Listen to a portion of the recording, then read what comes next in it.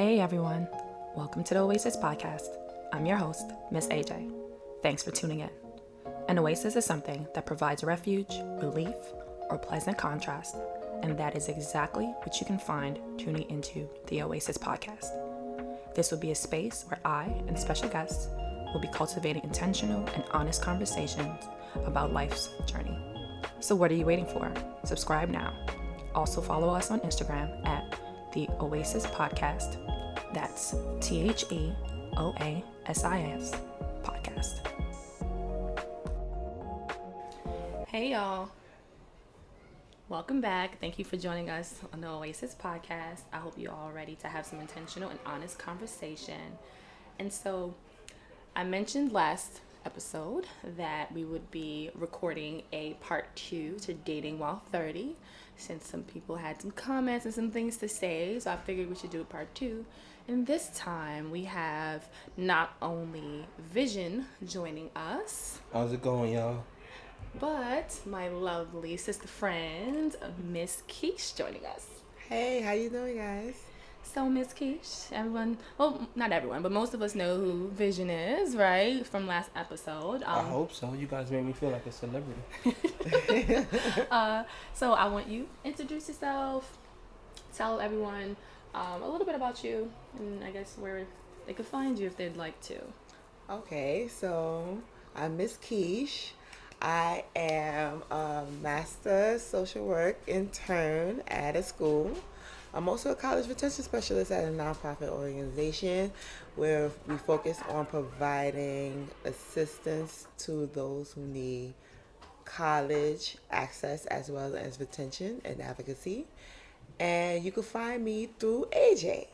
So if you have any questions or you have any questions for me, let AJ know and then she will most likely forward it to me. Absolutely. And I really, like I mentioned last episode as well, I really would like to have a listeners episode where we can answer questions or respond to comments. So please feel free to DM me at the Oasis Podcast on Instagram or email us at ajsoasis@gmail.com as well. So let's get right into this, right? Mm-hmm. We're here to get into the nitty-gritty of things. So for this episode, we wanted to touch on a few things, right? So like I said, some listeners had some comments, even some questions, and I definitely would love to address those things. And I think there were some things we definitely didn't talk about last episode, right, Vision? I feel like we touched on some things, but there were some things we kind of left out. You're right. I feel like the whole male perspective was just kind of missing from the last episode. What you mean? I don't know. It's just you were male. I don't know. Well, guys, you this time had provided the stuff. I tried to, but AJ is just like a sniper sometimes. No, guys, don't worry. I got you guys this time, guys. I'm gonna come with the alpha masculine perspective. Alpha masculine. I'm gonna come with the alpha masculine perspective this time. Self. It's not about being alpha masculine. But you had the mic. Thank you. A majority of the podcast, I'm right? just goofing. Yeah. I'm just goofing. Goofing tells real like a man. things. I'm goofing. That's all I can say. Hey, girl, okay? All right. So I got you, fellas. Something that came up since the last podcast and me having conversations about the podcast with some of my friends, kind of mentioning the cultural aspect of it, and the cultural expectation. So all of us have different cultural backgrounds, right? Of course, there might be a mixture of things within us, but I'm talking about what's the majority, what's the main, I guess, cultural background that we adhere to or we kind of grew up with daily. Yeah. And so my background is, my family is of Haitian ancestry, right? Miss Keesh, where is your family from? Guyana, so to Caribbean folk. And how about you, Vision? I identify as African American. Okay. And so, and with that identity, it's African American from the South, or what's your, because I know there's a differentiation. On my father's side is Afro-Caribbean via Afro-Latino from Venezuela and Argentina, and from St. Thomas, so there's that perspective. But I grew up in an African American household, traditionally from the South. My mom is from American. Okay. All right. So that clears it up. So there's like Layers. There's three different cultural backgrounds, I say, because even if the two of us, and actually we all have Caribbean background, but I still think we're different places, and it might be different expectations for sure. And everything. And so in regards to, so we're all in our 30s, 30 somethings, right? I know that I know every time I see my mama, she has something to say about the fact that I am 30. Yeah. And that I have no husband and no children, right? So, and I feel like that's the typical Haitian mom or the typical Caribbean mom, but this is just from my people that I know. So I don't know if you all might be feeling or hearing the same things I'm hearing. So whoever would love to jump in, let me not feel like an outcast here with my mama's on my back. Let me hear what your family says or feels about the fact that you're 30 and single. Well, I think all Caribbean parents are the same, especially elders. So I just had like a lovely conversation with my grandmother. She's not doing so well, but we was just talking, and I just made like a little quip joke saying, I'm just ready to get married because I'm tired of working. And she started cracking up. She said, I agree. and she was like, I think it's time for you to get married, hand the keys to your mom and you move out with your husband and stuff like that. So she has like this long-standing hope that by this time I'm married. And unfortunately, my cousins are getting married before me, and it's just me. And I'm like, Grandma, I'm just chilling. When you ready to get remarried, I'm ready to get married, But my mother always been like doing a little quip saying, it seems like I'm not gonna have a granddaughter or a grandson, and I'm like, didn't know how to guilt. It's not even a guilt trip. It was just more of like acceptance in a way, like she's accepting the fact. Like she's accepting the fact, but it's like for me personally, it's like I still have time. Right. Like I'm not trying to jump into a pseudo relationship just to produce a grandchild for you to raise on your own, because you already clearly said you could leave, my grandchild will stay with me. So it's like, just be mindful of what you're saying to me, because dating is hard. So I don't want to have a half-ass man being the father of my child, and then you complain to me like, well, why you picked them? And I'm like, you wanted the grandchild, here's your baby, So I get it from I get it from my whole family. All my members of my family think I'm gay. They say I don't bring no man around, and I just tell them like, it's not that I don't have any suitors, it's just that I don't feel that they're doing their part as a suitor to pursue me. I'm not gonna chase someone. I'm not gonna force someone to kind of see the worth that I bring in their life. So there's no reason for me to bring people, and then you get confused saying, well, what happened to Tom, Dick, and Harry?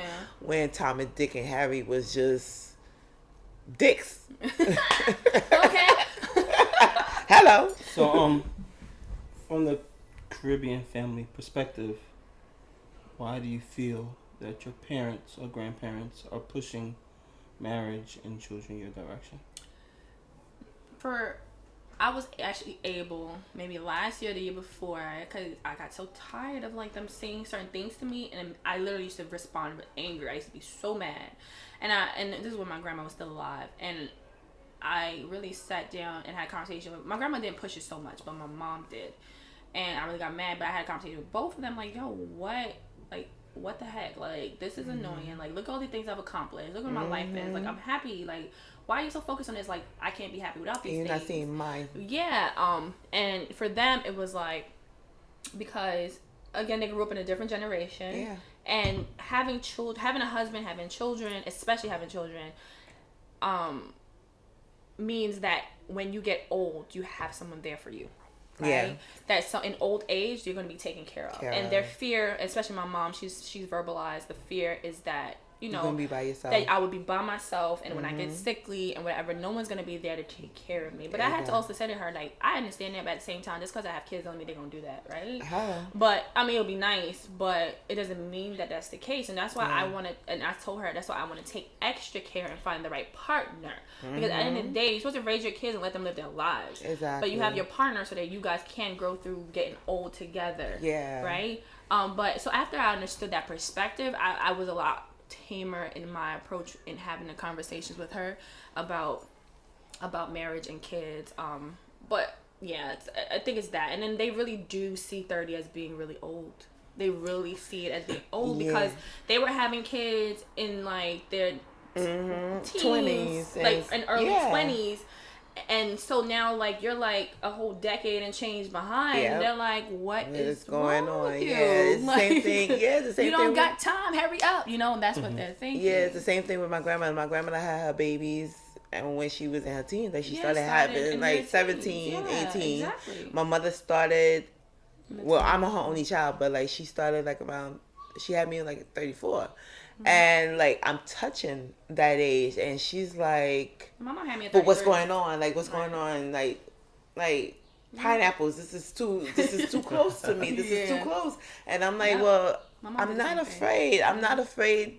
I already made plans, just in case like this scenario already happened. Like I said, like there's nothing that's gonna stop me from being a mother. I will adopt, but at the same time, I'm very conscious of who I let in, because I'm a trusting person, but I'm also a cautious person at the same time. And I don't want a mistake where I am having a baby with this person who said, I'm going to be your world. I'm going to be this. I'm going to be that. And then when you have the baby, they start shifting gears and start driving on a dirt road while you trying to drive on a regular road. So what's your perspective, vision? Or did you have a question even? Yeah, I mean, I asked that question because I guess my experience is completely opposite. And I don't want to speak for every African American male, but I guess I want to assume that the majority of us, especially those who are older without children, we witness our parents raise us, and we move out the house, especially in an African American household. You are forced out at a fairly younger age, unless you've gotten into some kind of trouble, or you know, your parents realize they don't have any confidence in your survival, or feel like you're not competent enough to survive on your own. But for those of us who our parents do feel like we are, we leave the nest at a fairly early age compared to most other African descent families. And now our parents are in their 50s and their 60s, and all their children left the nest. Yeah. Their last of the bunch left the nest, and now they're alone because I think particularly in an African American household, our mothers, their lives are raising their children, their sons, their daughters, and for the most part, their sons. Their lives live for raising their sons, and once their sons are out the nest, it's kind of like, what do I have next? Yeah. They might have a decent career, they might have a home, but it's still, what do I have next now that my son's left the house? So my experience is, all my mama boys are grown. All of us got places of our own, partners of our own, and all but one does not have any children. Yeah. And the one who does is 500 miles away, 400 miles away, something like that, whatever the distance is. So now she's like, well, I need a grandchild that's closer, so that way I have something to do. I have someone around. My purpose is still to raise children, fulfilling. Exactly. So I think at least from my perspective, and brothers who are listening who are African American, please comment on your experience as well. But at least my experience was, my mom is trying to continue that road of fulfillment through raising children. Yeah. I mean, that does make a lot of sense, and I definitely think that parents of Caribbean background, they do put a lot of energy raising their kids for certain. But for them, it's having the grandchildren is just, it's not even thought about. It's like, that's what you do to keep the bloodline going. That's what you do. That's just what you do. But I think it's also it's status thing. Like, yes, I agree. it's like, I oh, agree. well, you know, my daughter, for me, for viewers, I'm going to get my second master's. So it's like, oh, my daughter has her second master's. You know, she is working a good job where, you know, she's giving back to the youth and the youth is giving back to her. But it's also more of the, well, she has no one. I don't see no one in her life. I don't see any kind of future or any kind of continuation Of all this hard work, right? of all this hard work. Yeah. And it's like now it's crunch time to the point where all the cousins that you was essentially raised with is outpacing you, and you just sitting here like, what's going on? So that's what I'm dealing with at the moment, where my mother's just like, oh, everybody is outpacing me, and then there's you. Like my grandmother even says, like, on her birthday wishes for me, well, we already have a pumpkin. Now it's time for a watermelon. And she constantly keeps saying that. And I understand that, you What know, does that mean? a watermelon. So, my little cousin, from another cousin of mine, we nicknamed him Pumpkin. So, because I have the red hair, I'm the red woman, she's looking for a watermelon. So, a watermelon that she could call her own, like the grandchild, the great grandchild. Okay. So, she's like, well, I want a watermelon. Okay. From you. Like, I want to die happy knowing that my granddaughter, that was from the second oldest, has a a great grand of my own, and therefore I could be happy to say, boom, she's good. Yeah. So I definitely get that. You know, just to add on, I mean, from your mother's perspective, I can kind of get that. Like, you know, you're her only child. I'm the third child. My siblings be have alright. 5 kids between 3, She be alright. 7, 7. That's 7. 7. You don't. Why are you pressuring me? You know, you don't need no more. That's how I feel, you know. But she ain't trying to hear that. Her whole thing is just kind of like what you said, is about status and saying, oh yeah, she accomplished these things, but now you also why, you know, where is it going? But it's a vision for you too. Yeah. It is a vision of me. It for sure is. But I want to do it in my own time. I don't want to feel pressured. I don't want every time you see me, this is what you're saying to me. You know what I mean? And that's my whole thing. But for me, I'm looking for more, right, than just a boyfriend, right? I'm looking for a partner. And I feel like not everyone understands the difference and understand the work that it goes takes into to not only finding that person, but keeping that partnership alive, that energy alive, keeping that energy alive for sure. And I think exactly why I prefer the word partner, because that's exactly what I'm trying to build. I'm trying to build a partnership, right? I want to start a family. That's a partnership right there. We are deciding together that we are going to start a family, and we are both going to have a hand in raising that child or children. I want us to own a home, and we're both going to decide that we're going to be home owners, and also my vision is to also be a landlord, you know. So that to me, that takes both of our minds coming together. Whereas to me, having like a boyfriend and girlfriend, to me, that sounds, for me, again, I'm talking from my perspective, it's like very young for me. It's like a like, oh, you're just around, you know, and you're around when I'm bored, like from high school and to 20s. When I'm hungry, take me out. You know, when I want certain things from you give it to me, and then if we break up, we break up. That's what it is. I don't care. That's not what I want. And so and I think because I kind of go into dating with that mindset, I can see when other people are not there, right? Like, they just really want someone to spend time with them. Like, the previous person that I was talking to, like, a few months back, like, he was just so okay. He was just sitting on the fucking couch and not doing anything, right? Because that's where in his life he was, right? That he just wanted companionship, and that was it, and there was nothing else. That's not a partnership to me. That's, you want a girlfriend, to take up time. Yeah. I'm not that girl, right? Yeah. Mm-hmm. I want someone who's willing to grow, who wants to explore, who wants to do more. And it was more than that, of course, than him just wanting to sit on the couch. But he had no vision to do anything else. He didn't want to do anything else. He didn't see the, like, you know what I mean? It says, oh, we're together. Oh, yeah, we can get married. But it's like, what? Like, you didn't want to enjoy the new experiences. But it's not even that. But it's like, it's more than, it's a partnership. We're building to grow and to leave. For me, is to leave a legacy, right? Mm-hmm. For me, generational wealth is super important, and if you can't be willing to have that partnership and to develop that and move in that mindset, then no, I don't want to be a partner. I know I don't want to be with you.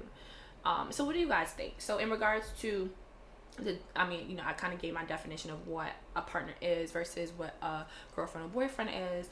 Do you guys, any of you all, do you agree, disagree? What are your thoughts on about a partner versus a boyfriend or girlfriend, and which one are you looking for? I disagree. Okay. And the reason why I say that is, I'm 32. You're 30 something. You're 30 something. You like how I did that, right? You're 30 something. We're not in high school anymore, so we know when we hit our 20s that definition of we know once we hit our 20s. It depends on the guy. No, yes. it doesn't depend on not the guy, but it depends on the individual. So, let me correct that. As people, what we tell you, as we're defining what we are looking for from a girlfriend or a boyfriend, we're telling you what we want. And I think it's unfair to distinguish a life partner, a partner, from a boyfriend and a girlfriend. I think we know what we are looking for at that moment, and people serve their just due for that moment. And I think we need to put respect on that moment. I disagree. Now, in regards to forever, because we're at the age where we know what we want. Correct. And I think that we should stop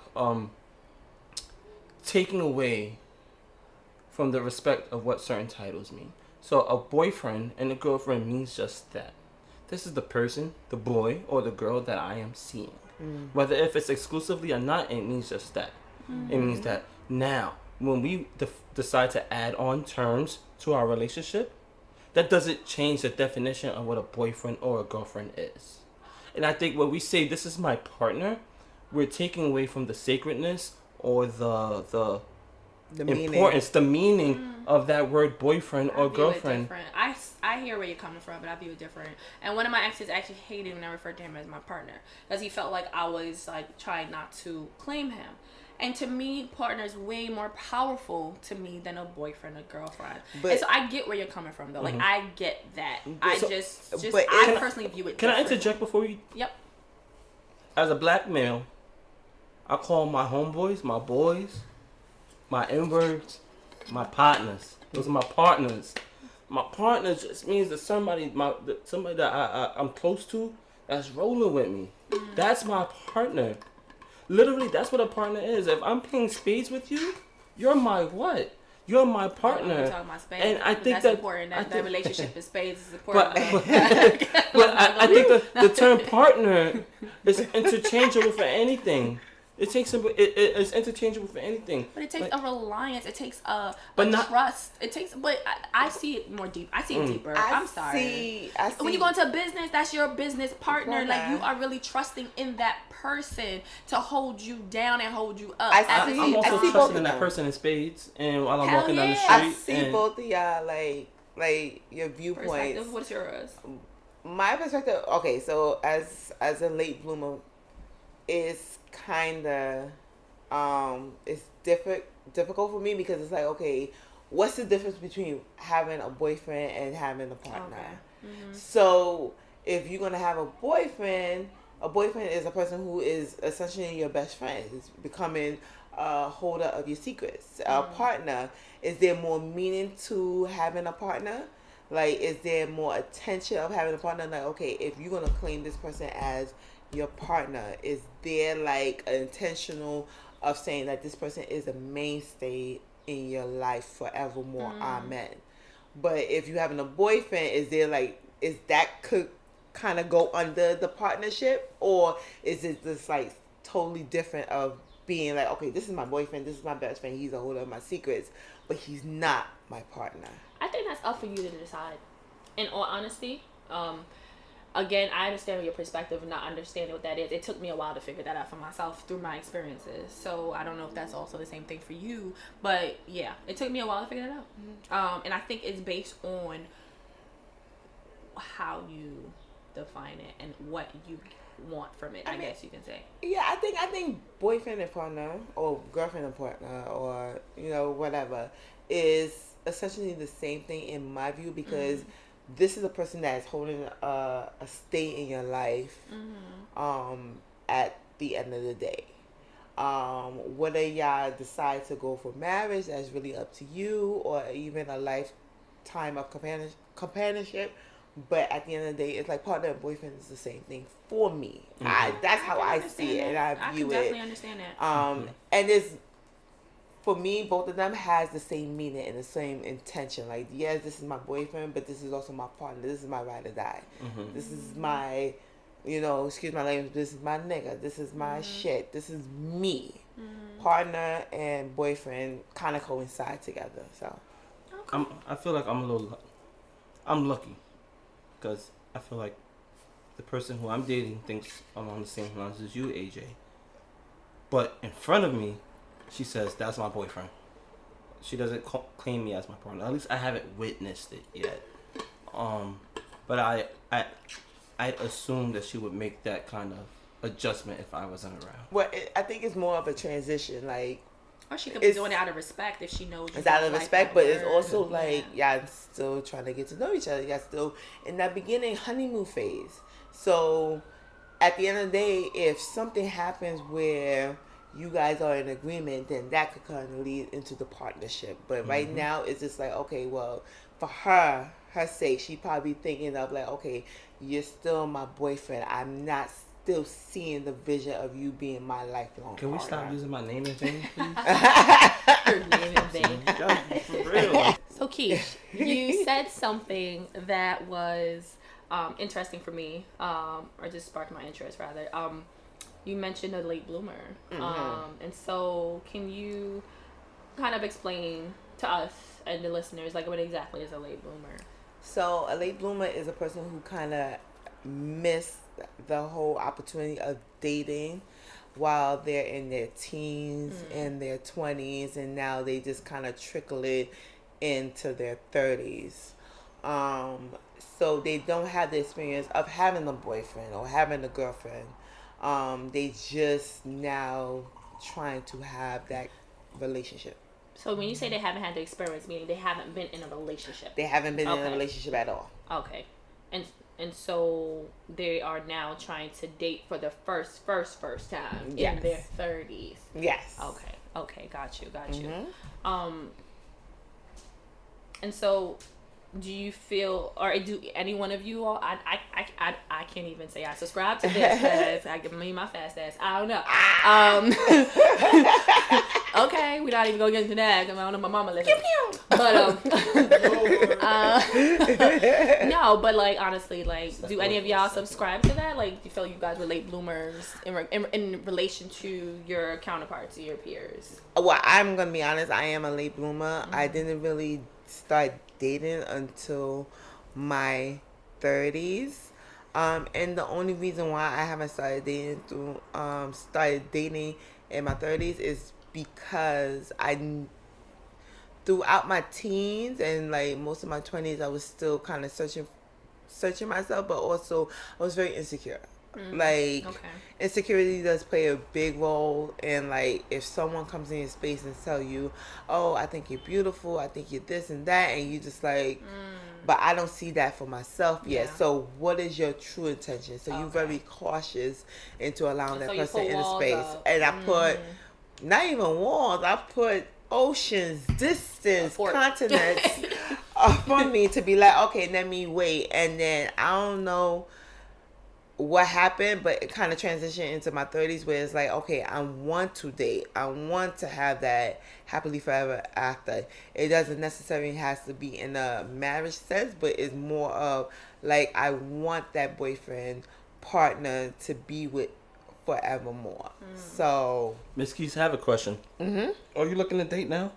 I am looking to date, but I'm also looking to have fun. Can too. you like post your Instagram? Like tell everybody your Instagram. Yes, Keisha. Fellas, please. You can slide in your my DMs all you want, but if you are unsent, then I won't respond. Fellas, so if you come in, make sure you come correct income, you can correct come job. correct. You just come correct. Slide into the Oasis podcast DMs, and I'll be the screener. Correct. Miss Keesh.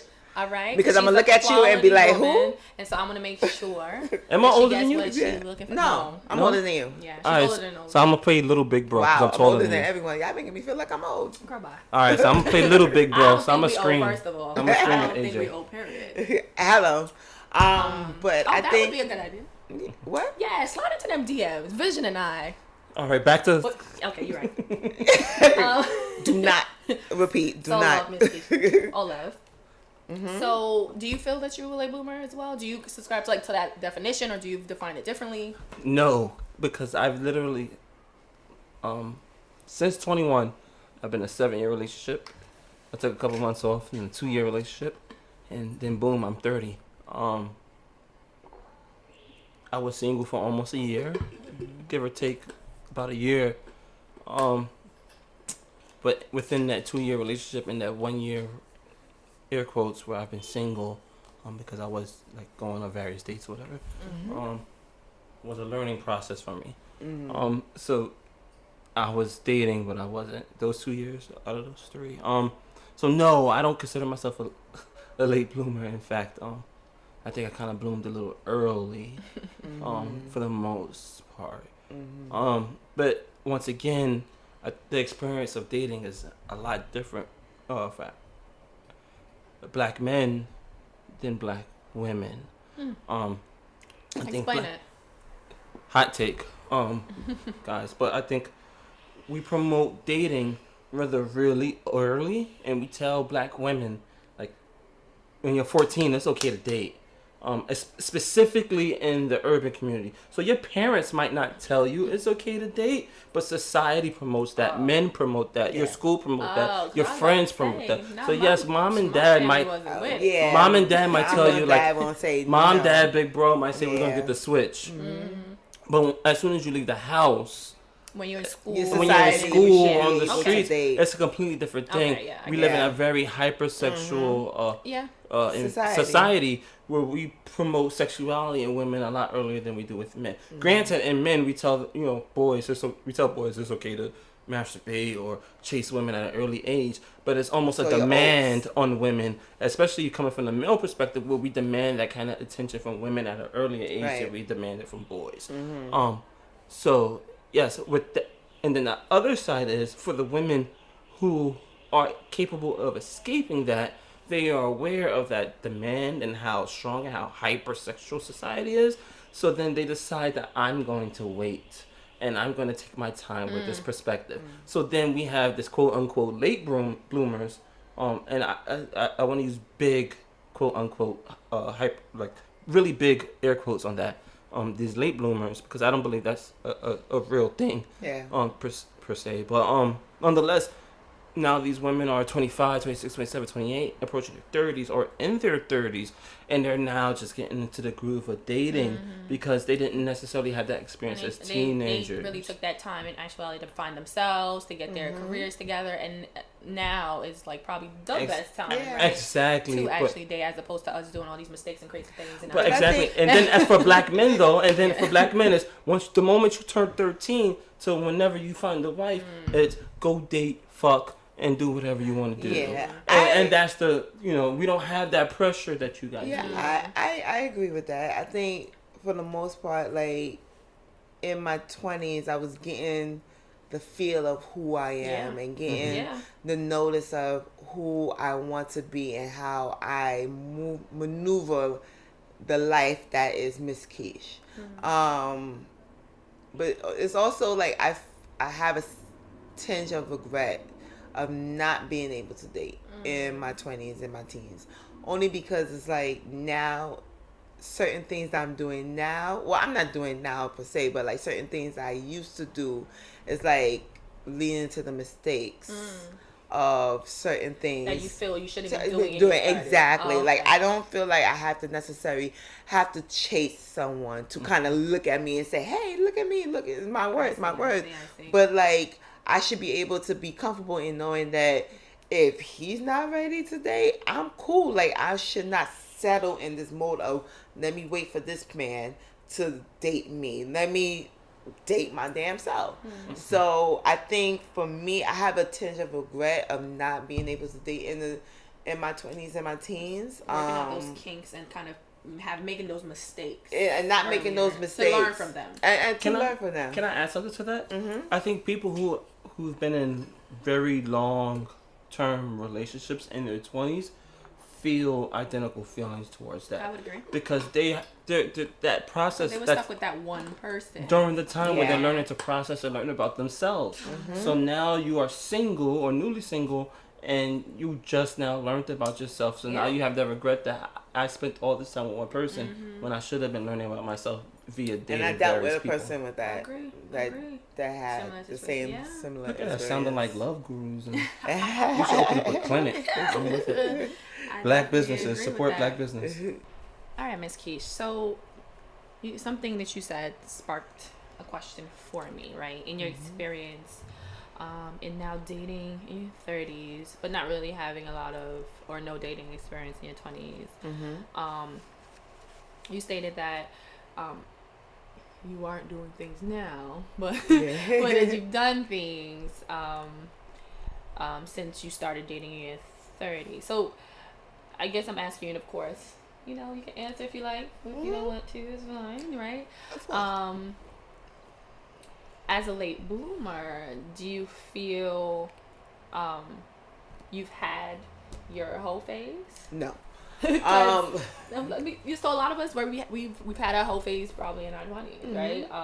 And so, right, have you had your whole phase? Right. And how do you feel? Do you feel it's acceptable? How do you think it's viewed, right? If a 30-something girl is having a whole phase. That's what they're saying about Alicia Curry right now.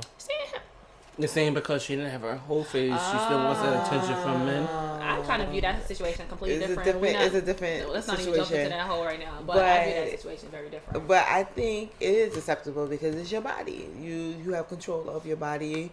You have control of the temple that you want people to enter to.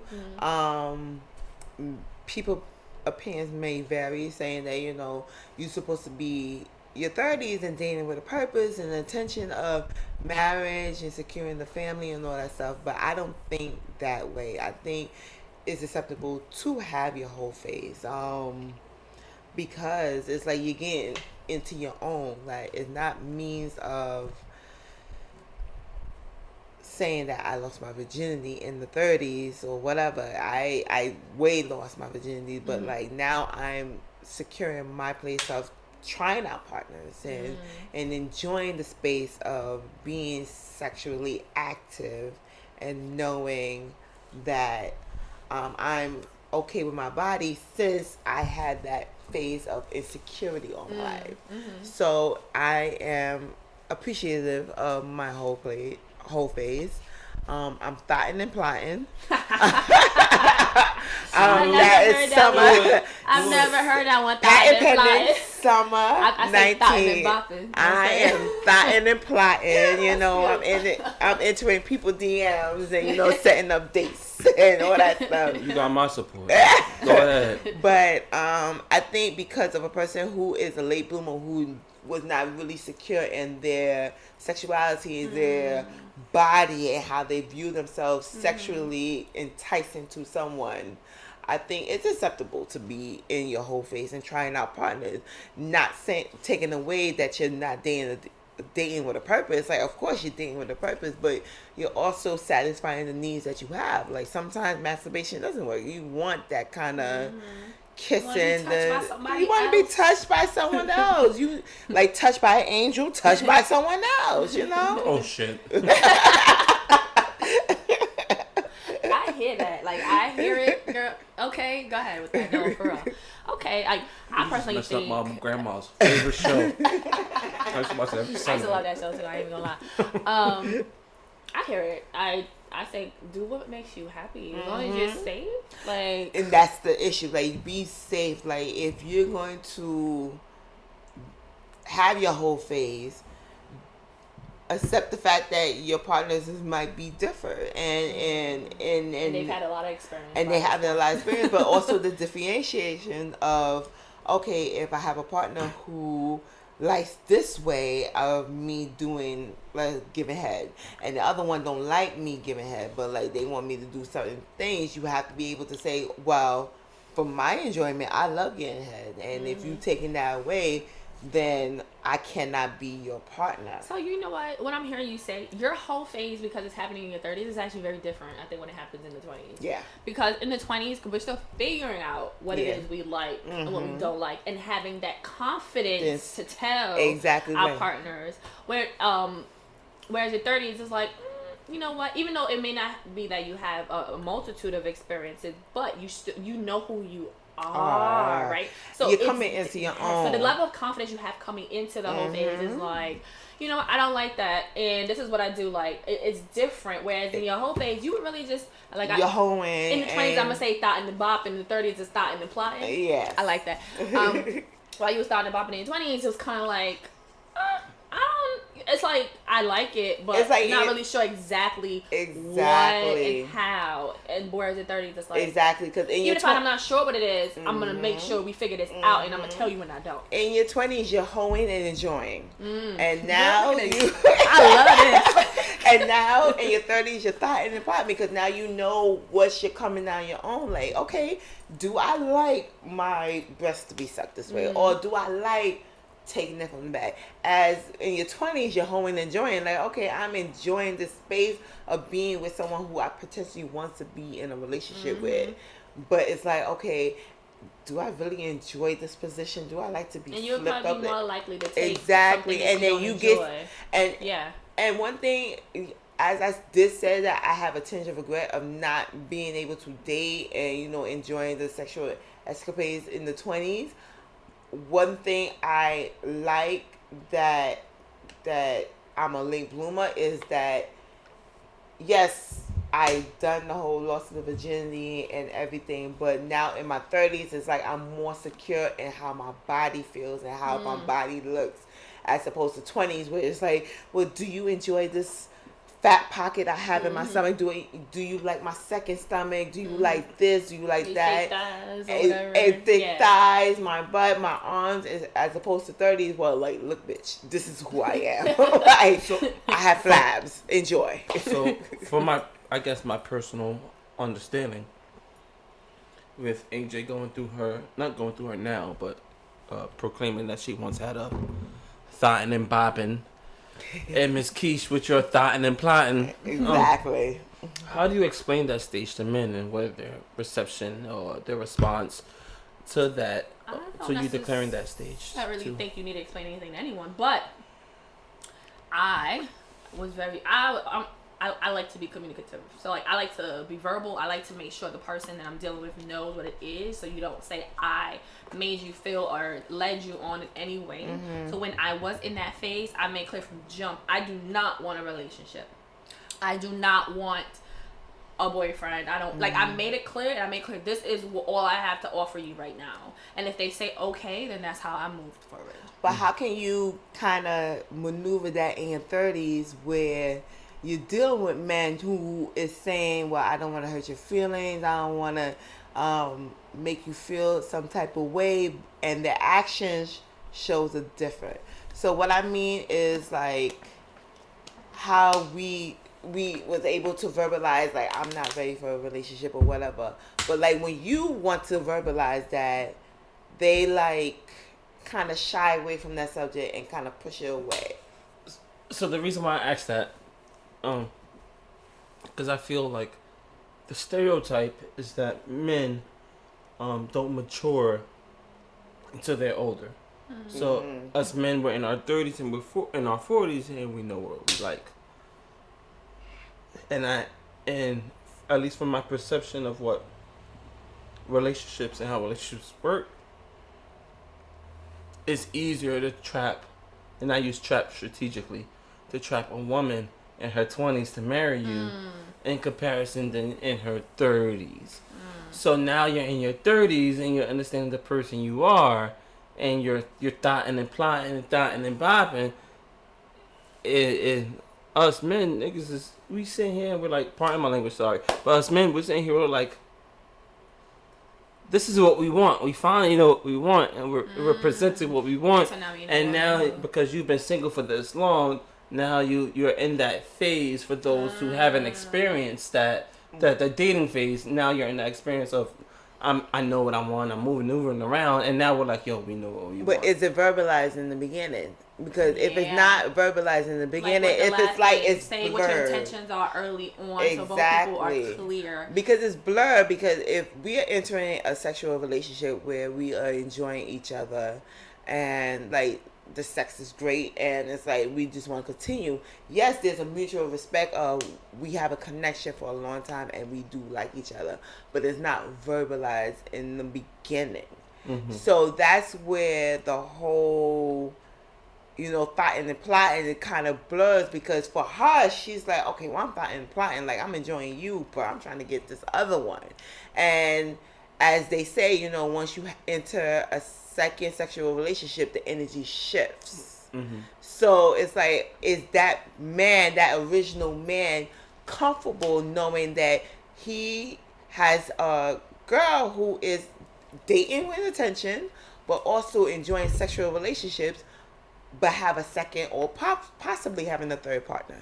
You hear that, men? So those of you who did not check episode 5, go back and check episode 5, because intentions matter, as pointed out by Miss Keisha. So if you know what you want, say that early. Yeah. Let them know. Day 1, this is what I want. And also, if you're not sure, go back to episode 5. Shameless plug. Episode 5. And hear it so that way you know about intentions. Yeah. Thank you for that vision. So like, I'm hearing both y'all. And so the next question that comes to mind is, so if you are in this stage, right, that we're all, for the sake of this conversation, calling being a late bloomer, should you expect then to settle down in the 30s, or like, should you expect it at all? And should you expect to do it while you're 30? Because if you think about it, you have a whole decade to quote unquote catching up. Yeah. So should you just have that? So the expectation should be pushed to like the 40s or like the late 30s, or should you even not have it at all? I think both of us is ready to just jump. It's like double dutch on this one. I think life has a funny way of showing who we end up with. So the expectation is there. Realistically, will it happen? Possibly not. And we probably will have to wait until our 40s to kind of, but then we have to be mindful and understanding that in our 40s, for us women, if we want to have children, it decreases. It decreases our chances of having the children. So we have to think of the plan B's and the C's to ensure that the person that we have intention to be with, they will understand that biologically we may not have children, and they have to be comfortable. Or it's gonna be harder. And it might be a little bit harder. Yes, we could still have children, but it might be a little harder. But they have to be open and mindful of saying, okay, well, now I might be responsible of taking care of a child that was born from a different mother, or possibly have a surrogate and willing to have the funds for the surrogacy, because that's very expensive. Or in vitro. So exactly, but life has a funny way of throwing curves, because if I'm out here thoughting and plotting, and then I meet the person who I've been plotting and thoughting with, had the intentions of saying, hey, I'm ready to be in a relationship with you, then if that love and intention is there, for me personally, I probably would shift gears and say, okay, well, let's start working this out. I see what you're saying. I see it. How about you? What's your thoughts, Vision? I'm not trying to be funny, but repeat that one more time so that way I'm clear with my response. I'm not even sure how I repeated it the first time. Okay. So being a late bloomer, again, for the sake of how we're using in this conversation, should there be an expectation to settle down within your 30s or at all, or should there be a shift in the period of time where settling down occurs? So I'm gonna tackle the latter part first. Settling down should be the objective, period.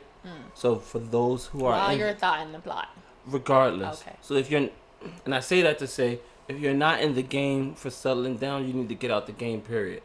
So if your needs at this moment in time is the thought in the plot, then you need to be mindful of that and make sure the people that you are plotting or the people that you are thoughting on is on the same wave, on the same agenda for you. So if you thought, you need to be with niggas who are men, who are thoughting, and they're on the same wavelength. And if you are not on that wavelength, then you need to adjust that. Because the results of the game is at the end of the day to be in a relationship, a serious relationship. Feelings will possibly have feelings will be hurt if we're not in the same and that's game. if you're doing it in your 30s, because when you At thought any involvement age. in your 20s, But if that you- was not but the if case you in the thought 20s. in You having a applying- whole phase. You're not Because trying to in- be with but nobody. if But you in thought your in the 20s, plot- you don't. In your 20s, you don't know that. You said at any age. And so in your 20s, you don't know that. In your 20s, you don't know that you're doing this just to have fun, unless you know yourself well that you can say, I'm doing this to have fun. So then you're conscious of it. So then either way, you need to know that I'm with somebody who hasn't quite identified themselves romantically and know what their end goal is. So I'm dating that person because I have that in common. Or I know that I don't want that, and I'm dating somebody who wants that. So either way, you have to be conscious yourself to know, like, I don't know what I want, so I should date somebody who doesn't know what they want. Because if I date somebody who does know what they want, I'm going to make a mistake on my future, or I'm going to hurt this person because I'm going to force this person you're to tying make a into mistake. intention. Exactly. Okay. Now, going backwards into, I don't believe in the concept of a late bloomer. Yeah, you mentioned that earlier. I honestly think that in some ways you're kind of like poking fun at yourself by saying it because I didn't have this, or I didn't do this, or I chose not to do this. I don't, as mentioned in episode 5, make sure you go listen to episode 5, y'all. But as in episode 5, I said I don't believe there's a time constraint or a social constraint in dating. So therefore, if it doesn't matter when you got married or when you started to date, there's no time, there's nobody to tell you this is how things supposed to be done. As much as people society like does, though. as much as society has- likes to And tell you. for women, our biological clock. Yeah, our biological Our clock bodies is are thinking. very and just nothing. and as much as they ticking. promote biological clock for women, they promote the responsibility on men. So you're not a real man if you have a child. You're still a child before you get married. So as much as you guys got the biological clock, we got immaturity. So with that being said, even in the workplace, by the way, like with men who are married are more respected than men who are single. Oh, I didn't know that. Yes, very much. I really didn't know that was a thing.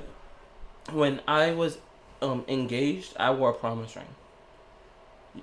The job opportunities I got while wearing that promise ring is completely different than the job opportunities I got, and the amount as well as the job opportunities go as when I was single or not wearing that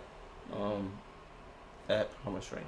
And I think every man who is engaged or married would agree with me. The amount of respect you get in the corporate world varies from what you get when you're single. That's interesting. You're looked at as more stable, more dependable if you are married. I can see that. I can see how they. But I didn't know that though. Even going back, society might tell you like, "Yo, you should have done this, you should have done that." But the people who are telling you should have done this or should have done that, I promise you they didn't do this or that they telling you should have done. So they are fully aware that even though I'm telling you this is definitely not the case. So it's hard for me to believe that, like, yes, I am a late bloomer, because society has told you that. And in fact, the people who are getting married, your counterparts who got married in their 20s, 9 times out of 10, they are probably getting divorced. Yeah. Actually, what is it? 73% of those people who are our counterparts who got married in their 20s are now getting divorced in their 30s. So I'm saying that to say that there's no such thing as a late bloomer. And I think you need to celebrate yourself for that wisdom that you had to, I'm not going to fall for this during my 20s. I'm going to wait till I identify who I am, I know who I am, and therefore I can give that person who I am. Whereas us who make that mistake in our 20s. That's true. I do. Okay, I definitely agree with a lot of what you said, and that monologue just yeah, I know, my fault, y'all. How about that? You said it from your chest, you know. Say it from your chest. From that, I did get another question came to mind, and that is, all right. So again, I'm sorry. I hope Miss Keesh, I'm not trying to put you on the spot, but this is an interesting perspective that I'm sure other listeners might have experienced or are interested in hearing about. And so, in your experience, again, you have friends, you have family members, and you were mentioning earlier family members that kind of like cousins and stuff, quote unquote, surpassing you, whatever, with that in quotation marks. And so you've seen a lot of relationships, right? You've seen a lot of dynamics, relationships, situationships, whatever, marriages, I'm sure too. And so from that point of view, right, that you have, in seeing those experiences, and even from the, some of the interactions you've had yourself, do you feel it affects the way that you view or interact in dating or forming relationships? I think absolutely in my case. The only reason why I say that is because it allows me to kind of change certain viewpoints that I had originally, basically having a certain viewpoints that I had originally, and kind of be mindful of how my behavior and actions kind of lead into the relationships that I am trying to have with other people. So many of my friends share their experiences of dating or being in relationships or being mindful of what they're looking for in the relationships, and it kind of made me kind of look back at myself and be intentional with the person who I am thinking of dating or I'm thinking of plotting or thotting with, but like just be more intentional to hold a space of honesty and understanding. Okay. So I don't want to like so and so in air quotations is make the mistakes that some of my friends did, but I want to be mindful that okay, in my eyes they made mistakes, but if I make that same mistake, how can I revert and make that partner or whoever I decide to be with understand that the behavior is, is not a purpose. So you're learning not only from the actual experience of what went wrong, but you're also learning from the fact of what they could have done to fix it or what they did do to fix it, and you're kind of trying to add exactly, like, and it's also what you would have exactly. It's also the shared experience and the shared wisdom of it, like learning from everyone and how they interact and how they was dating and how they was in relationship gave me the space to be like, okay, well, if I were in that scenario, would I act that way? Or if by chance in the future, will I be that way? And give me that wisdom to be like, okay, well, let me stray away and kind of focus on being more present with the actions and behaviors that I present to the person.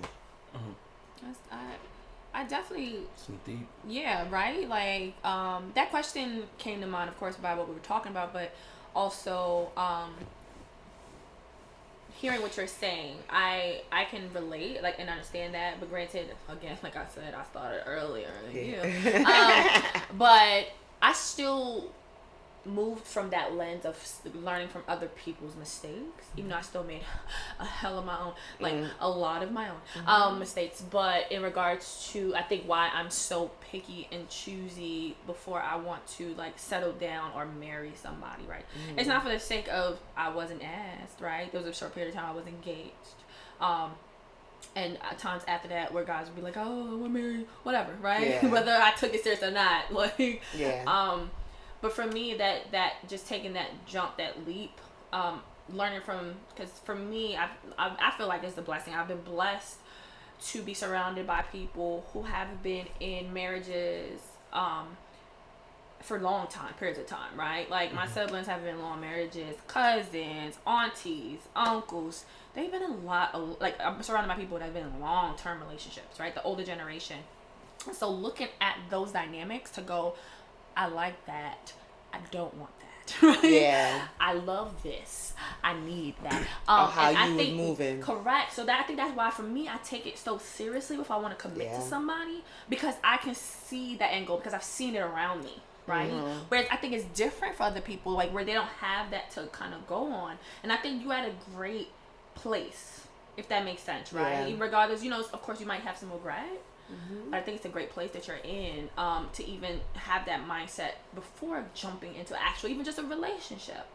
I think it's a great space. You definitely do navigate differently. I agree, but I also want to make the point that that's contingent on how strong or how available or how healthy someone's mental health is while dating. Agreed. You have to know who you are and be healthy enough to exhibit who you are in a way that is attractive. Yeah. And if you are not in that position of thinking, then it's almost impossible for you to fall in love with that. Yeah, I definitely do Agreed. agree with that, because it's not like I became the same person I was overnight.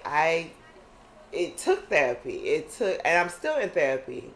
And it took me to kind of come into my own and kind of realize and accept certain things that I couldn't change in my past. Like, of course, yeah, I do have a tinge of regret, but then it's like I'm more accepting of that to kind of help me maneuver how I have relationships in my 30s to my 40s to my 50s to beyond. So I think therapy and the state I am of feeling myself, like how Beyonce is. Like, I'm feeling myself. Like, I'm really feeling how I am in this world. I feel my place in this world. I may not like my standing at the moment, but that is a personal decision of me. But am I working on fixing that standard? Absolutely. But I'm not going to focus and have this whole mindset of like I need someone to kind of validate and make me complete me so I could go into this standing. I'd rather be in the standing where I'm here, me and my potential mate is at a table, and my reserves are available to him and his reserves is available to me, and we at a 50% of knowing each other and knowing. So that's why I love the fact that, like, yes, I have that tinge, but like I love the fact that I missed the whole 20s and the teens of dating, because now I be more intentional with the person who I'm pursuing, and we could just kind of manifest what we have for each other in a glowing and loving space. So I want my partner to have therapy, because I can't address the traumas that he may have in his past relationships. And that shouldn't be your job. Too. And that shouldn't be my job. My job is to uplift you, upload you, love you, praise you, and then Everything fuck you. Right? That's it. So, you guys, both of y'all touched on something that's super important. Y'all know mental health is very important to me, and mental stability and therapy and all of that other stuff. And when it comes to dating, I think mental health and mental capacity is not talked about enough. And so, what I guess what I want to throw out there to you is how do you navigate dating with a mental health conscious lens? You know, I know Keesh, you just mentioned that kind of a little bit of how you kind of go about dating with that lens, and I think that's important, right? Because we also talked about in episode 25 about, in your 30s, you know who you are a lot better and a lot clearer. And I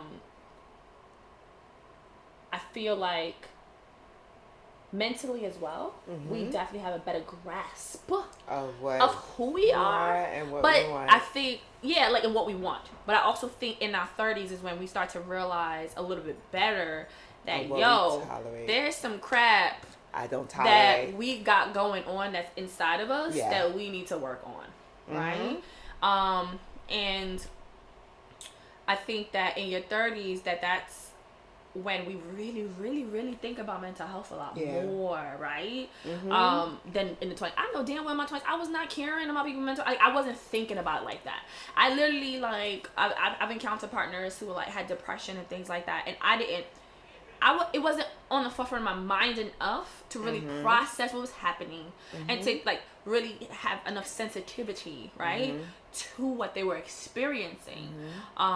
And that definitely played a part in how our relationship went, right? And for me, I like what you said.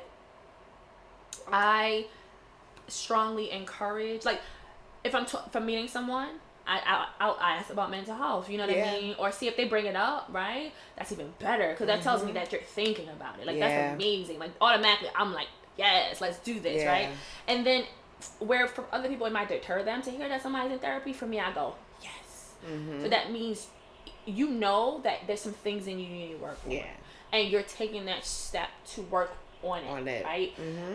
Because in my, just without dating, in my with other people that I have relationship with, I'm constantly go therapy. You know what I'm saying? Therapy for you. Let's everybody go to therapy, right?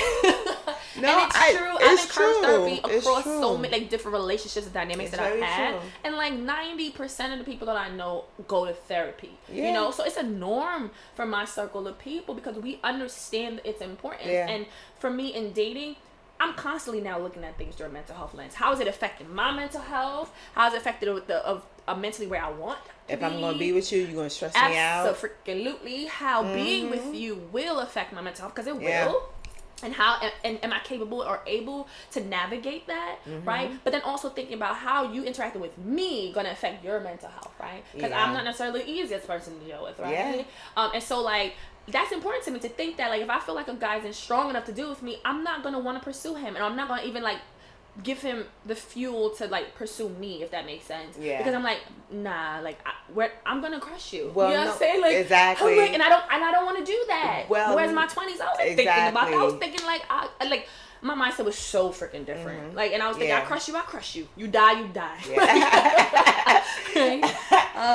When I was in my 20s, I kind of was thinking the opposite. I knew I needed therapy, but I didn't know how the way to go about it, because in the Caribbean culture, if you share something outside the family, it's you're betraying the family.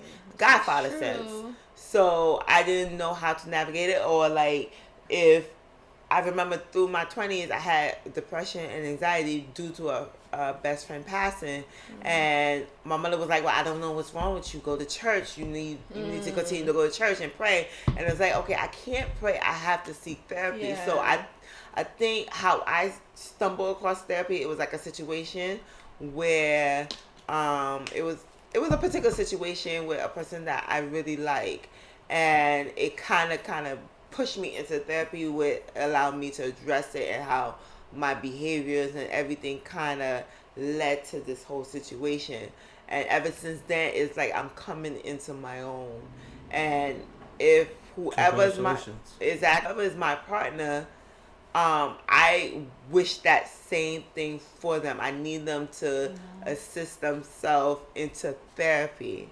I really urge them to go to therapy. I believe in the therapy. I believe in kind of manifesting the relationship that you want, because through therapy you could see certain triggers that you've been hitting on, and seeing how your behaviors kind of affect the other person, and be oh, well, let me be more mindful of how I'm treating it. Even if I'm not going to be with that person forever, ever, amen, I am going to use the tools that I learned in therapy and the experience I had with the person who I was dating while in therapy to kind of shift my interaction with a person who I have more intention to stay last long in.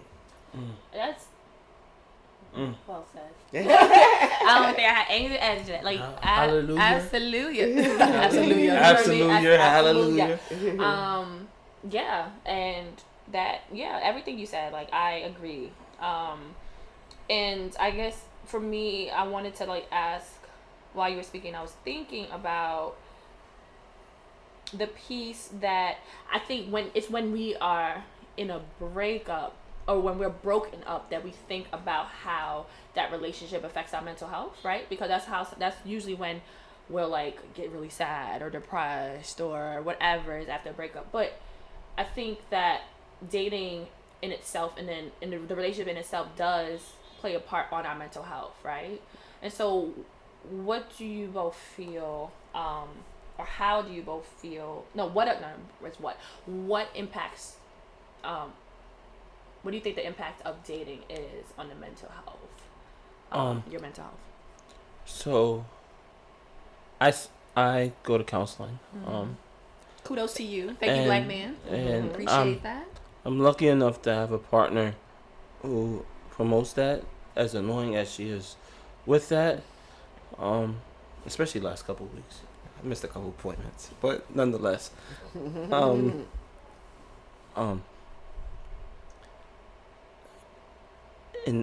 not to take away from what we're dealing with, but just to make the point as far as relationships and how it plays a point in our mental health.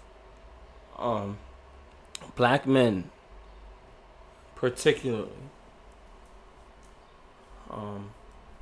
because I've experienced in multiple situations, and majority of them weren't mine. Maybe one was mine, but the rest were just my homies. In the process of breaking up, wherever the situations may be, we notice a trend, and I think it's fair to say it's a trend amongst majority, if not many, of black men, that the process of breakups the process of breaking up encourages this very toxic behavior from black men, and I don't think we are fully aware of where that behavior is coming from. That concept of wanting to be the aggressor once you're broken up, or things along those lines. And I don't think we're fully aware of that behavior is coming from, and I think the majority of that behavior is coming from hurt, if not hurt, mental illness. And I say illness intentionally because I don't think black men, both Caribbean or African American for that matter, is aware of the mental illness that we deal with culturally. And I think that illness is transmitted not just African American as the concept. I grew up in an African American household with Caribbean family where they're like, oh, you're the African American one, so you're the weird one. But no, I've seen it in African culture and in African Caribbean as well as Afro Latino or African American culture, whereas we are battling a mental illness that we are necessarily not aware of. And those breakups, I think breakups becomes a trigger for that. I think black men deal with PTSD. Absolutely. And because we are entering relationships with dealing with PTSD, that we are not it's a very real thing in black culture, period. PTSD. Yes. Yeah. And we are not aware of that we are battling with PTSD. We approach these relationships thinking we're all good, but then that breakup triggers that reaction, and now we're hitting our spouses or hitting our exes, or now we are verbally being aggressive, or having inactions. Exactly. So I use mental illness on purpose. So with that being said, mental illness definitely does play a result in how we respond to every aspect of our relationships, whether friendship, friendly, or family wise. And we need to be aware of that. So I'm promoting black men to go seek counseling. And if you need counseling, black men, this is a plug. I'm gonna tell black men this, but if you need counseling, please hit up AJ. No, she is not a licensed therapist. I am not. But I can hook you up. Yes, she can hook you up. I can definitely help you find one. I know a wonderful psychotherapist. He's also a black male. But she definitely didn't find mine. I found mine on my own. And if you want mine, because mine is doing wonders, I can hook you up as well. But for the sake of, if you guys need help, black men, please hit up Miss AJ. I do, for those listeners who are, not really privy to the mental health language, a lingo, a wording, or understanding, and though Vision definitely used the term correctly, mental health illness, though we hear that and it makes us scared, right? We hear that and we go, oh my gosh, because of the stigma around it. But understand that mental health, a mental health illness, a mental health issue, right? A mental health condition, it ranges. And something as simple, or what we consider as part of our lives and quote unquote simple as anxiety, is considered a mental health illness, right? Or a mental health condition. So is depression, which is something that those of us probably had since childhood. And that we just thought is a part of our lives. Those are considered mental health conditions. And they, of course, and then it can get to it can range and become a lot more intricate and detailed and a lot more stigmatized, like the things we see with homeless people on the trains who might be schizophrenic or anything of that nature. But understand that at some point of our lives, everyone experiences some type of mental health issue. Right? Like I said, anything from having anxiety or experiencing depression forever, how long it lasts, seasonal depression, or depression for because of an event, a life event. This is something that occurs for everybody. So stigmatizing mental health, making it seem like it's something foreign, making it seem like it's something that happens to those people.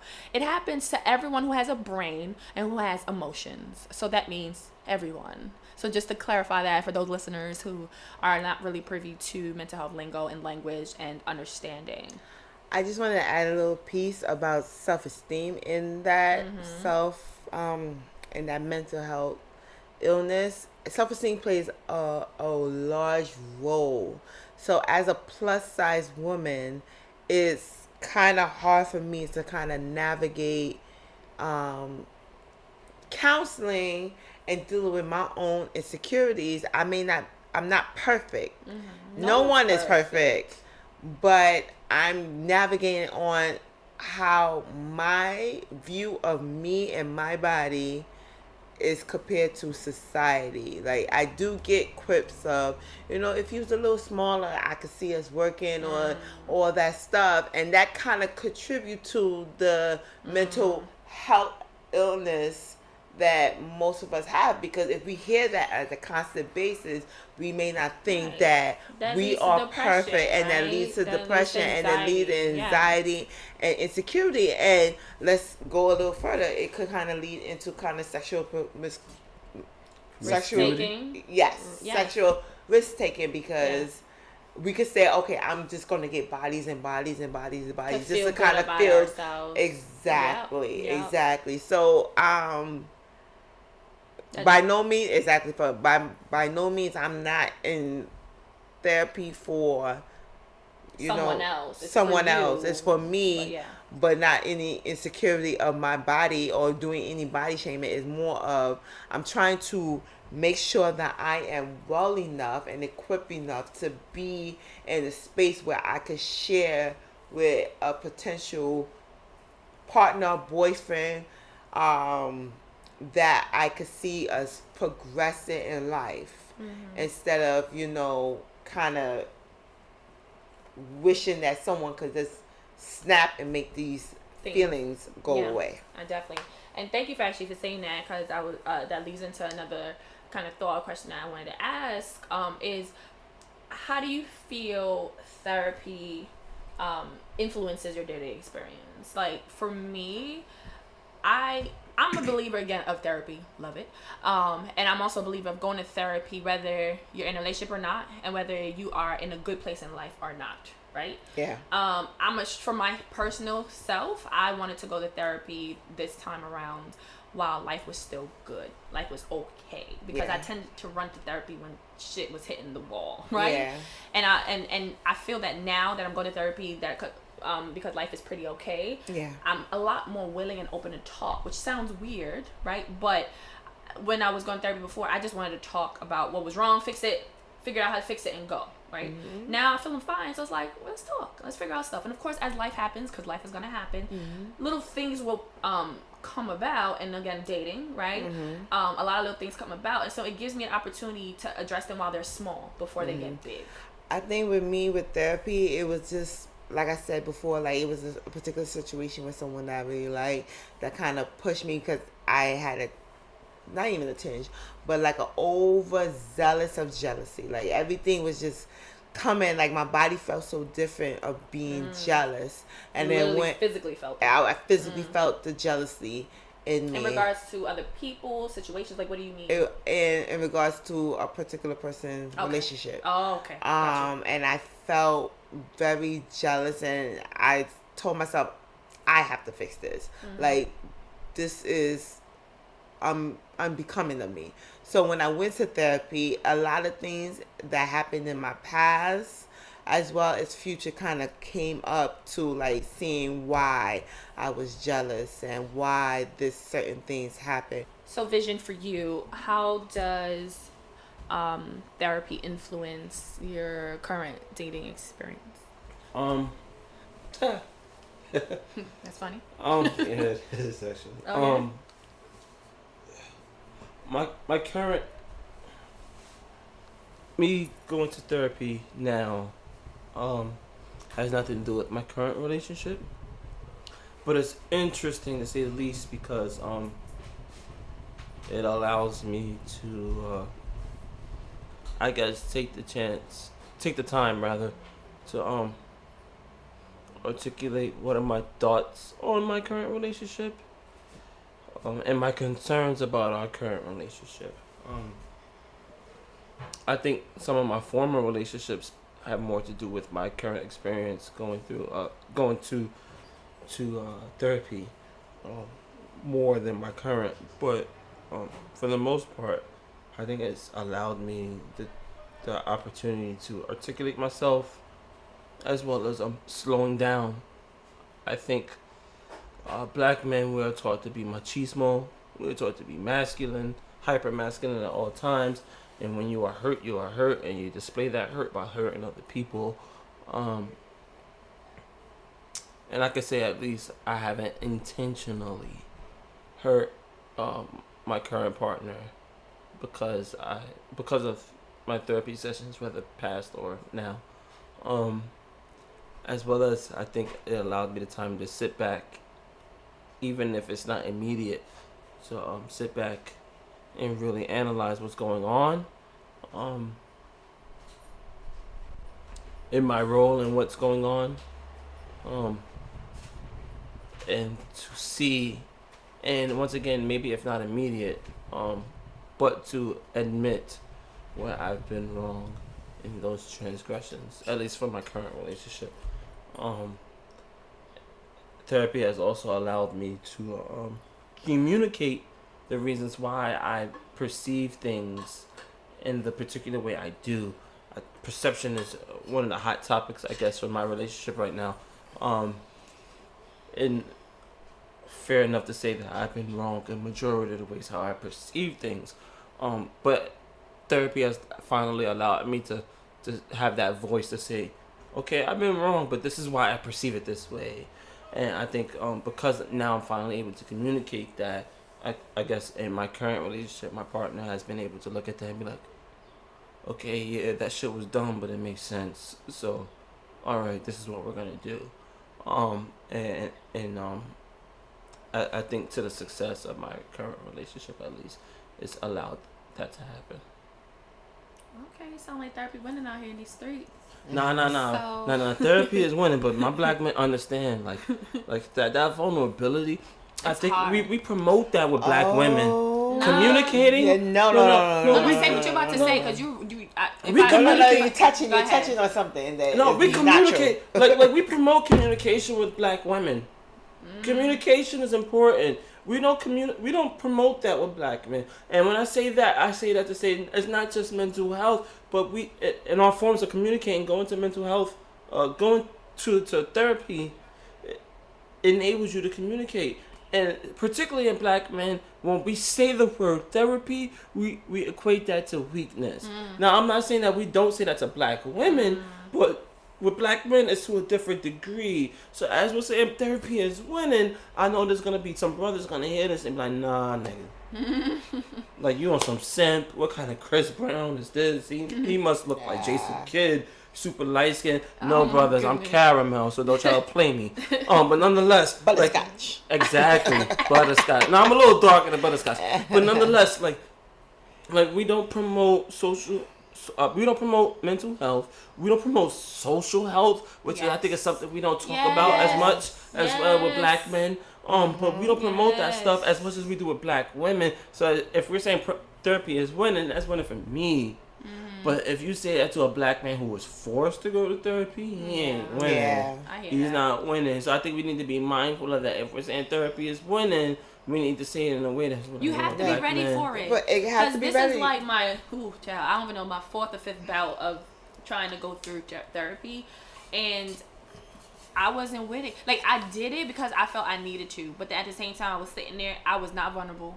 I did not want to open up because for me, vulnerability was weakness. And so, and as a black woman, as a woman from the Caribbean, the Caribbean descent, of being told, suck it up, you strong, deal with it. For me going to therapy back then, I didn't tell people about that. Like, I felt that it was like, people was going to look at me like I was crazy. Exactly. And like, I was weak. I became more vulnerable when I was telling people that I was going to therapy. Like, even when I started therapy, and this is my first round of therapy, I was, like, very vulnerable with my therapist. Which was a white lady who was like, I don't know your experience, but let me tell you X, Y, Z, A, B, C. And for me, I think I still have a problem with vulnerability. Like as what you were saying, not all women is vulnerable. I am not vulnerable. I do not want to be vulnerable. Because when I am vulnerable, that means you're opening up to I'm opening something up, and then I am exposing myself as an imposter, because I said I am strong enough to deal with all these problems, these traumas, these experiences of being a black woman, but also not being vulnerable enough to be vulnerable to be me. And because I could share myself with intimate friends, and even with the intimate friends I have, I'm not sharing my whole self. I'm 30% of me being me. So like, going to therapy now has tremendously have impacted my life, because I'm allowing myself the space to be vulnerable. Now, am I vulnerable 1,000%? Absolutely not. I am not. It takes time, but I'm keeping part of me of being strong enough to deal with the insecurities, to deal with the trauma, to deal with all these inadequacies I think I view myself, but also shedding light that, hey, as a social worker, it's okay to be a little vulnerable. It's okay to expose yourself and never shy down of that, and be standful in your truth. And, you know, whoever you have intentions of dating should know that. And I've been very vocal on that. Like, it's okay. Like, if I ask you to go out, it's okay to say no. Like, you don't have to say, no, I'm going to be disappointed. No. It's your right to say no, but I'm being vulnerable enough to have that space with you, so you could be honest and vulnerable with me too. Not definitely don't want to take away from your experience. Yeah, definitely. Or you, Miss AJ. I just was trying to make the point that in the black community, therapy is shunned upon. Period. Of course. And no matter where in the black community, from out the diaspora, Latino, Caribbean, African American, Afro-European, Afro-Asian, it don't matter. It's shunned upon. But for women, not for women, therapy is deemed more sensitive, and we equate sensitivity with the black feminine, as at least in the black community. Remember, in any community, we're equating sensitivity with femininity. And so it's more acceptable for a black woman, in our community at least, to go to therapy than it is for the black man. But I'm also saying that to say black men as well, we need to take that perspective amongst ourselves and promote it. I guess is my agenda with my statement I made. Constantly in the black community, if you tell your black homeboys, my best friend is Latino, he has African heritage as well. So for the sake of argumentation, he is an Afro-Latino. In the moment I decided to tell him I'm going back to therapy, he was like, "What the fuck is wrong with you?" And that's the perspective that we put on it. That's the spin. And I think that's the spin as well as black women put on it when black men go to therapy as well. Like, what's wrong with him? Do I want to date him? He's going back to therapy. H, I think you alluded to that earlier. So definitely don't want to take away from the black woman's perspective because you guys have your battles that you guys need to seek therapy for as well. I was just taking claim to what the black male perspective is. I definitely hear you, and you're absolutely right. We definitely have we are in it together, but we do experience very different things as well, and this has been a very, very colorful conversation. To me, it sounds like a part 3. I don't know about y'all. Does it sound like a part 3? It sounds like a part 3. Sounds like a part 3 as well. Are you bringing Hennessy to part 3? I got white honey, so bring that Taylor Port. What kind of talk you trying to have? It's what a bottle of 2 or 3 of those. It's what we try. Let me know what kind of talk you trying to have. All right, for the what's happening, what's new, intentions for the week, and what you're looking forward to. Want to ask y'all, so what's going on with y'all this upcoming week? Outside of dating, what's going on in your life, Miss Keesh? What's going on in your life vision? That you might be looking forward to, or just what energy you're putting out there for the upcoming week. So, for the upcoming week, what I've been doing is upping my prayer. Okay. I find out that, I kind of figure out that I don't really pray with intention. I just kind of do a generalization prayer. So, to the respects of my Muslim brothers and sisters, I am not doing the fasting part, but the praying part, absolutely. So I've been upping my prayer. But for this week, I'm finishing the semester. Congrats, kudos to you. This is spring semester 20. What is it, 19? I was about to say 14. But I'm finishing up this semester. I have one more paper. It's a 10 to 12 page paper that I have not even started yet, and I don't even know where my USB and references are. So after this, I might be doing a paper and then going out. But self-care is very important. But I'm leaving for Atlanta on Saturday to visit one of my students and her graduation, and just celebrate her in her moment, and then just kind of see what Atlanta scene is all about before coming back and starting to do full-time work again at my job. So my intention for this week is self-care and homecoming, Beyonce, feeling myself. I like that. How about you, Vision? I think my whole week is dedicated to self-care. What does that look like for you? I mean, Mondays is a big prayer day for me. So I take the time to acknowledge God, and it's a big prayer day for me. I've been going on interviews and looking for new jobs and promised new positive, and he sent it your way. Positive, exactly. But I've been promised new positions and all that. And I think it's about time for a mental shift.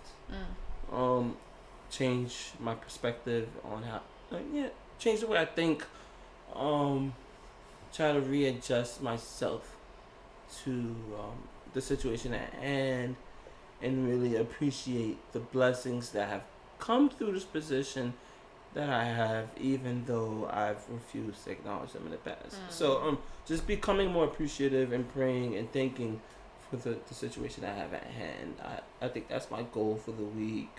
Um, I think I'm gonna take my lady out to dinner on Monday, and watch a whole lot of basketball and wrestling. It is the playoffs, sir. It is the playoffs, and I don't have not near one horse invested. Playoffs have been pretty exciting, though. Yeah. Are you good? That's it? Yeah, that's it. Okay. What about you? I am. Oh, just like Miss Keesh, I am traveling the latter part of the week, so I'm looking forward to seeing my family and friends. Where you going? I'll be going to the Sunshine State? Was that Florida? Sunshine State, right? Is that what it's called? Anyway, so I'll be going to Florida. We're not talking about political. We're not talking about that piece. So seeing some family, and I'd see family in Florida at least once a year. That was actually one of my goals, to spend more time with them and see them once a year. So I miss that was your intentions in 2019? Actually, yeah, that was one of them. That's weird. But like mine's too. Oh, look at that. Great minds. Traveling. Statewide. Traveling is always part of my mine was statewide. I didn't really care about going outside, but statewide, I wanted to travel more. For sure. So I'm looking forward to that. Again, vacations always great times for me, being away from work. And I guess prior to that, really getting some things handled work-wise, and the school year is winding down. And so hopefully the amount of work that I have to do is winding down as well. And self-care is a majority of my life. So continuing, make sure I'm focusing on self-care. In my last therapy session, she asked me about what I've been doing to deal with my anxiety, and her asking me that question made me really think about the things I have been doing without really thinking about it. And so now I want to be more intentional about that. Even though I wrote these things down, I haven't even looked at that list since I came back from my solo trip. So I want to look at that and really focus, and really focus on the things that I want to do to improve myself as just an individual. So that's what I plan on doing for this week. That's my intention. My intention this week is to hone in on things that will make me a better individual as a whole. For this episode's Connection Corner, I wanted to read to you a post from Tina_D75 that reads, "Couples have dated for 10 years, then got married, and divorced after a year. Strangers have had sex on the first date and are now celebrating their 15th anniversary. Some get married after 6 months and are still happily married. There is no formula to this. Do what makes you effing happy." Thank you for joining us.